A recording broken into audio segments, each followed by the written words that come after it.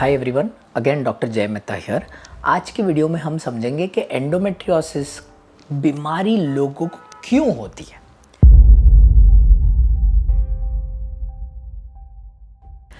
सबसे common question जो patient doctor को पूछता है वो है, सर एंडोमेट्रियोसिस है पर मैं तो एकदम खाना पीना रेगुलर खाता हूँ, मैं तो एक्सरसाइज रेगुलर करता हूँ, मैं तो काम पे जाता हूँ, मेरे को कोई वाइसिस नहीं है, I don't drink, I don't smoke, मैं प्योर वेजिटेरियन हूँ, तो भी मुझे एंडोमेट्रियोसिस क्यों हो गया। Guys try and understand. हमने एक हमारे स्टार्टिंग के वीडियो में समझाया था कि एंडोमेट्रियोसिस का मतलब क्या, कि ये जो यूट्रस की इनसाइड की लाइनिंग है जिसको हम बोलते हैं एंडोमेट्रियम, ओके, ये एंडोमेट्रियोसिस में एंडोमेट्रियम जो है ये यूट्रस में नॉर्मली तो मेंस्ट्रुअल फ्लो में बाहर निकल जाती है, बट इंस्टेड ऑफ दैट ये अलग अलग जगह पे डिपॉजिट होकर ओवरीज के अंदर, पीछे यूट्रस के अंदर, यूट्रोसेक्रल्स के अंदर, इंटेस्टाइन के ऊपर, एडिनोमायोसिस मतलब यूट्रस के मसल के अंदर डिपॉजिट होकर ग्रो करने का स्टार्ट कर देती है।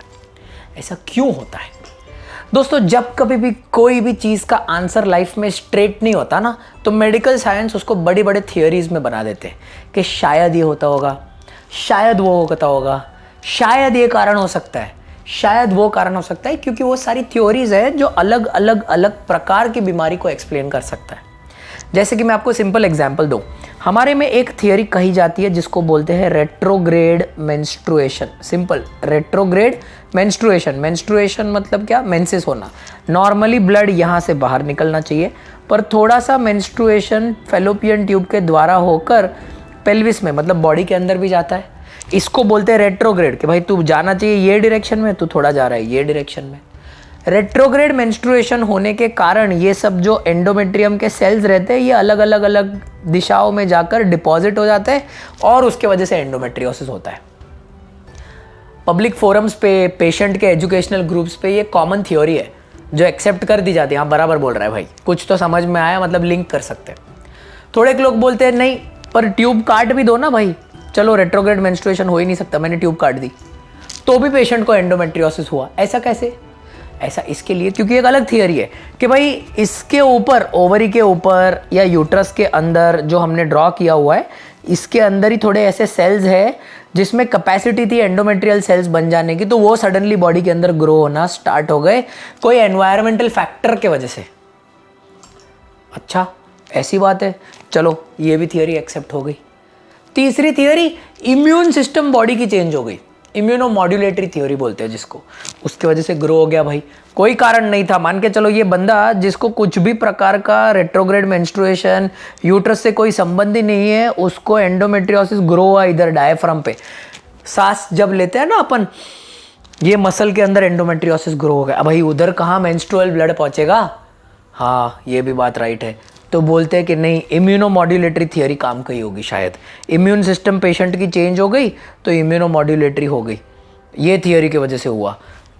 बहुत थियरीज है यार, सच्ची बोलूँ तो 4 या 5 एक्सेप्टेड थियरीज है, पर ये एक्सेप्टेड थियरीज है। लोग ये भी बताते हैं कि बचपन में डायपर ज़्यादा पहनने की वजह से, खाने में ब्रेड ज़्यादा खाने की वजह से, खाने में मीट ज़्यादा खाने की वजह, रेड मीट बोलते हैं ना जिसको अपन, वो ज़्यादा खाने की वजह से, कॉफ़ी ज़्यादा पीने की वजह से, ये सब के वजह से भी एंडोमेट्रियोसिस पे कुछ ना कुछ इफेक्ट आता है। Guys majority of these theories में कोई तथ्य नहीं है, क्योंकि कोई ठोस सबूत नहीं है। सबसे ज़्यादा मानी जाने वाली थियोरी है रेट्रोग्रेड मेंस्ट्रुएशन, बाकी की सारी थियोरी सिर्फ थियोरी है। ये समझकर पेशेंट को बड़ा अंडरस्टैंडिंग, बड़ा अच्छा लगता है कि चलो कोई कारण है जिसकी वजह से मुझे ये हुआ, पर बहुत सारी थियरीज ऐसे हैं जिसको आप बदल नहीं पाओगे। क्या आप आपके इम्यून सिस्टम को परमानेंटली चेंज कर सकते हो? Answer is no. क्या आप मेटाप्लेजिया मतलब जो सेल वहां से ऑलरेडी था और सडनली ग्रो करने का स्टार्ट कर दिया, उसको चेंज कर पाओगे? Answer is no. प्रैक्टिकल चीज एंडोमेट्रियोसिस का ये है कि अगर आप ये थियरी मान भी लो और थियरी समझ भी जाओ ना दोस्तों, तो ये थियरी का आपके ट्रीटमेंट के साथ में कोई कोरिलेशन नहीं। एज अ पेशेंट आपको ये समझना है, क्योंकि अब जब हम आगे के चैप्टर्स में इसकी डायग्नोसिस, इसके स्पेसिफिक ट्रीटमेंट्स की बात करेंगे, तब आपको समझ में आएगा कि ये कॉज का थियरी और ट्रीटमेंट का थियरी कितना एक दूसरे से अलग है। मैं आशा रखता हूँ कि आप सभी लोग ये जो एंडोमेट्रियोसिस का गाइडेंस का जो कोर्स है हमारा, वो देख रहे होंगे और पूरा कोर्स देखेंगे, क्योंकि कोर्स देखने के अंत तक आप आपके बीमारी के बारे में एक बेटर डिसीजन ले पाएंगे। Thank you so much.